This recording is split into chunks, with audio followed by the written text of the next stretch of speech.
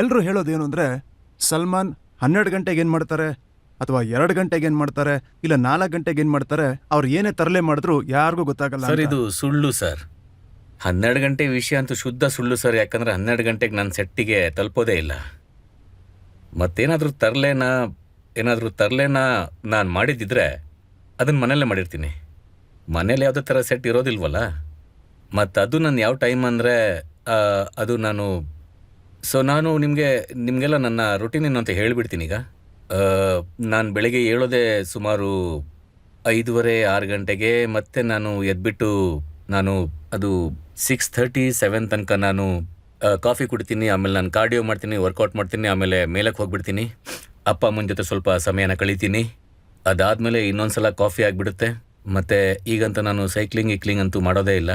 So ಅದಾದಮೇಲೆ ನಾನು ಅಲ್ಲಿಂದ ನೇರವಾಗಿ ಸೆಟ್ಟಿಗೆ ಹೋಗ್ಬಿಡ್ತೀನಿ. ಸೆಟ್ ತಲುಪಿದ ಮೇಲೆ ಅಲ್ಲಿ ಸೀನೆಲ್ಲ ಡಿಸ್ಕಷನ್ ಆಗಿಬಿಡುತ್ತೆ. ಆಮೇಲೆ ಅಲ್ಲಿಂದ ಕೆಲಸ ಶುರು ಆಗುತ್ತೆ. ಆಮೇಲೆ ಎಲ್ಲಿ ತನಕ ಪ್ಯಾಕಪ್ ಅಂತ ಡೈರೆಕ್ಟರ್ ಹೇಳೋದಿಲ್ವೋ ಅಲ್ಲಿ ತನಕ ನಾನು ಸೆಟ್ಟಲ್ಲೇ ಇರ್ತೀನಿ. ನಾನು ಹೋಗಿ ವ್ಯಾನಲ್ಲೂ ಕೂತ್ಕೊಳ್ಳಲ್ಲ, ನಾನು ಎ ಸಿಯಲ್ಲೂ ಕೂತ್ಕೊಳ್ಳಲ್ಲ. ಎಲ್ಲಿ ಸೆಟ್ ಇದೆಯೋ ನಾನು ಅಲ್ಲೇ ಕೂತಿರ್ತೀನಿ ಥ್ರೂ ಔಟ್ ದ ಡೇ. ಇಲ್ಲಿ ತನಕ ಪ್ಯಾಕಪ್ ಹೇಳೋದಿಲ್ವೋ ಅಲ್ಲಿ ತನಕ. ಪ್ಯಾಕಪ್ ಆದಮೇಲೆ ದೆನ್ ಐ ಕಮ್. ಸೊ ಕೆಲವೊಂದು ಸಲ ರಾತ್ರಿ 1 ಗಂಟೆ ಆಗುತ್ತೆ ಪ್ಯಾಕಪ್ ಆಗೋದು, ಕೆಲವೊಂದು ಸಲ 6 ಗಂಟೆಗೆ ಆಗುತ್ತೆ, ಕೆಲವೊಂದು ಸಲ 7 ಗಂಟೆಗೆ ಆಗುತ್ತೆ. If it's early, then I come back and do some cardio and workout and spend time with my family.